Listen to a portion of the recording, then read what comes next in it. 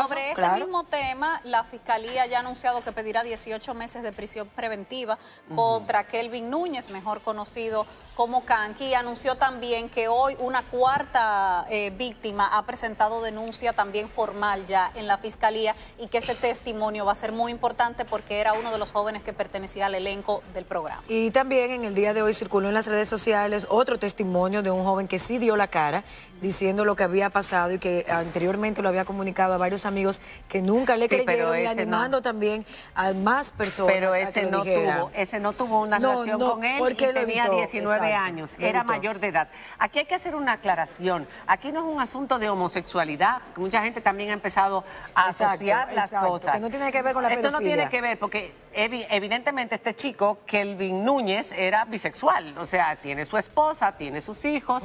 Hay incluso una chica que dio el testimonio en el programa de Adis Burgos ayer de que también fue molestada por él, pero eran más los chicos jóvenes. Entonces era una persona pervertida, no un homosexual. Un pervertido es aquel que busca menores de edad, que está obsesionado con los menores de edad sexualmente. Entonces es otro tema.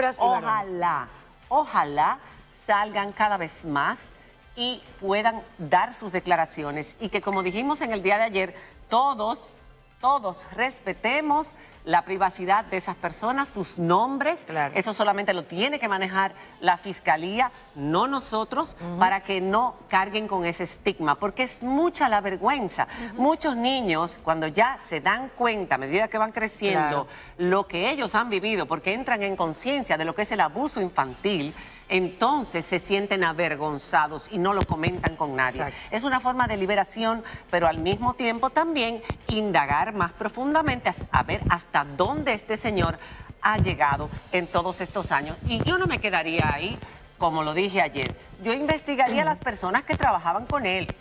Porque si bien es cierto que es una pena, ¿no?, que nadie se diera cuenta, que ninguno de estos niños dijera nada en ningún momento.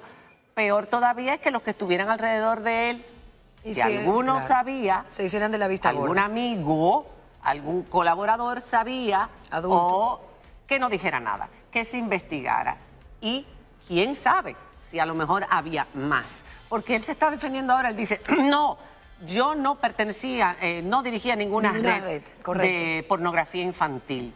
Y puede ser que no tenga nada que ver con esos videos que dijo aquel otro chico que se hacían, ¿te acuerdas? Pero los testimonios en su contra son demoledores y son de abuso sexual contra menores y eso es algo muy serio. Además, eso no es un error, como han querido decir algunos comunicadores, eso es un delito. Pero para nada, eso es errores. Eso es un delito y una depravación, pero además una persona que se escondía detrás de un disfraz que es para precisamente acercarse y trabajar directamente con los niños. Entonces eso vuelve más vulnerable a esos menores de edad que no solamente participaban en su programa, sino que también era productor musical de algunas, de la pandilla, por ejemplo, de algunos miembros que hay que indagar si fueron afectados más personas. Bueno, en el reportaje de Adis Burgos, los ex integrantes de la pandilla dijeron también, testificaron que también fueron acosados sexualmente. Es que ese es el tema, es que no es que el payaso o el cura o el profesor o el niñero o quien sea abusa de los jóvenes. No, el pedófilo se disfraza de payaso, de cura, de profesor, etcétera, etcétera, para estar cerca de los niños, porque esa es su perversión y su obsesión. Y la forma en que los hacen sentir reyes y reinas, novios y novias, decían los muchachos ayer en el reportaje, también, aunque mucha gente... Terrible eso, mucha gente está diciendo que el Living Neverland es todo mentira. Oprah Winfrey, que conoció a Michael Jackson, también mintió porque ella hizo un reportaje después de Living Neverland. Y uno de los testimonios dijo que hasta un anillo de boda. Ellos hicieron una boda, una especie de matrimonio privado, Michael Jackson con uno de los chicos. No estamos diciendo, porque no sabemos la veracidad de nada, hasta que las cosas no se investigan. Ahora, pero en este caso hay que llegar hasta las manos. Y todo esto tiene una serie de implicaciones legales que son las que queremos ver precisamente con Alberto Fiallo. Bienvenido, abogado. Su segmento. ¿Cómo estás? En derechos. Y no salió el bumper en derechos. El bumper que siempre te antecede. ¿Cómo estás? Bien, me he encontrado varios televidentes asiduos que me dicen que cuando yo estoy con ustedes tres yo parezco una espina. Tus medias son de espinas. Entre flores. Mentira, las medias son flores. ¿Y cuál es el árbol que tiene más espinas? El cactus. El cactus. Es las medias de cactus. Él se está haciendo ya un artista con esto. Es un tema súper desagradable. Sí. Claro. Espinoso como las medias. Sí.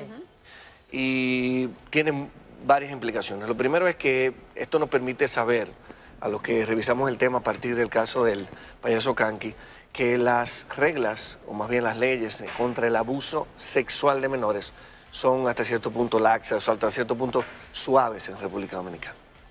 Hay 3 tipos de abuso de acuerdo al Código de Protección de Niños, Niñas y Adolescentes, que es el abuso físico, el abuso psicológico y el abuso sexual, todos englobados en el artículo 396, bajo el esquema de abusos.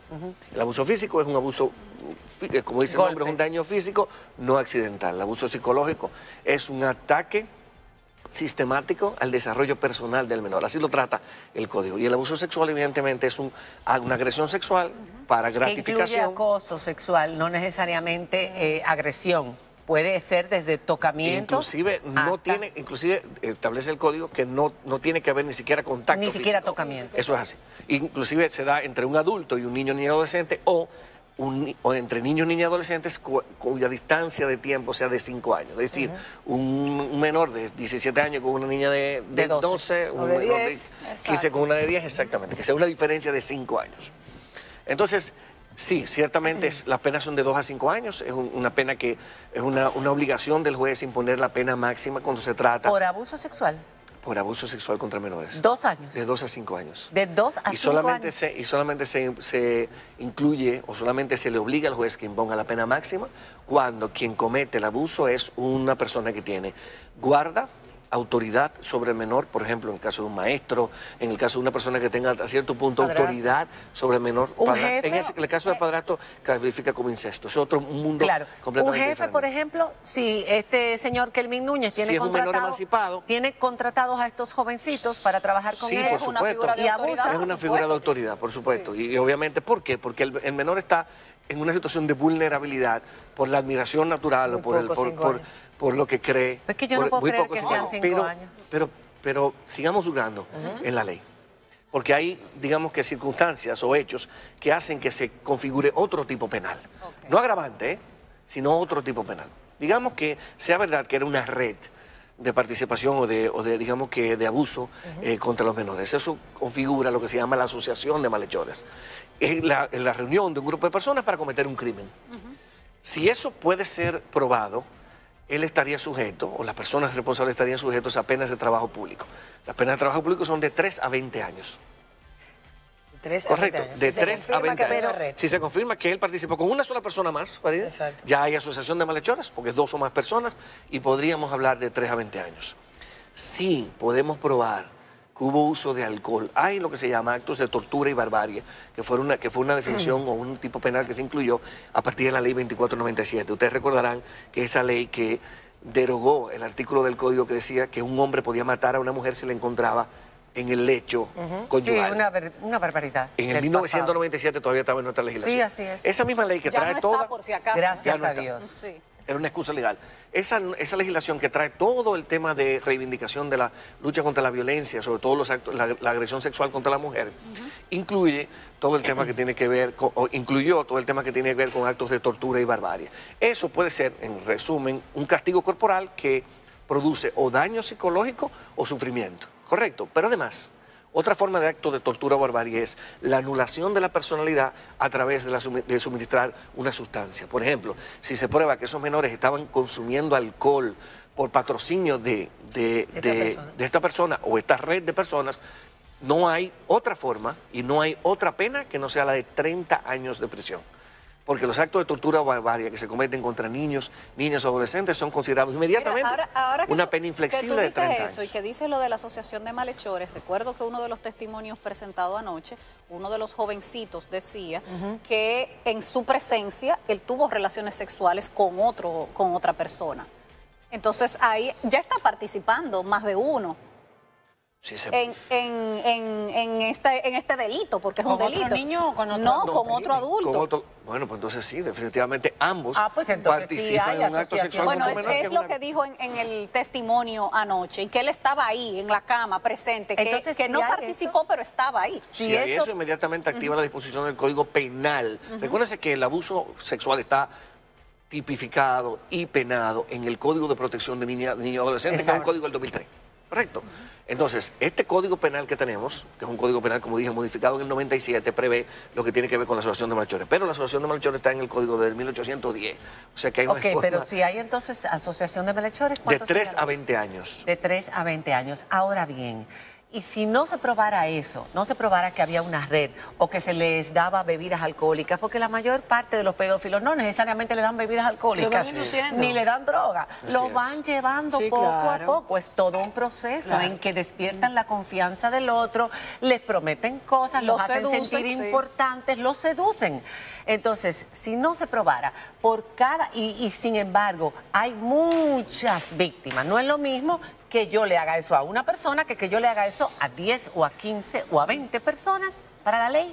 ¿Es lo mismo? Bueno, realmente se tratará, como lo ha tratado la Fiscalía, de un caso complejo y se subsumen todas las penas. Es decir, él no va a ser condenado, que es tu pregunta, por cada una de las víctimas. Él va a ser condenado por todos los hechos, por la pluralidad de hechos.